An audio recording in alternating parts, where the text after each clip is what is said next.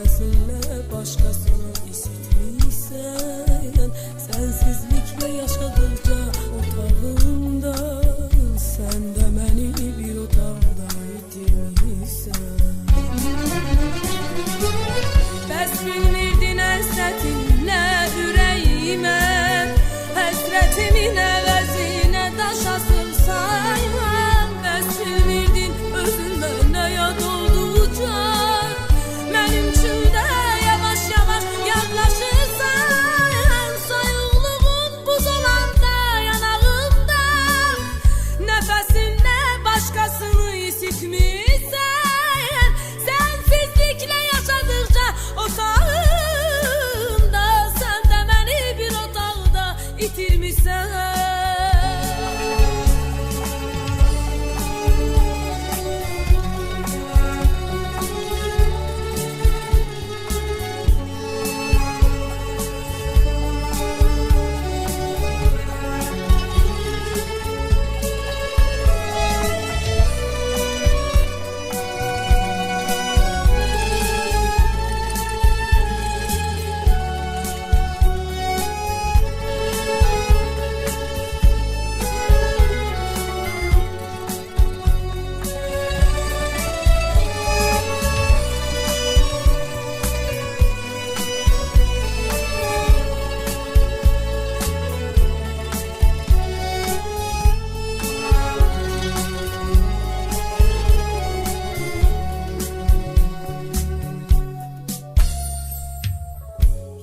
Baxışlar dikilibdir gözlerine, sensə mənə peşiman qəlb gətirmisən.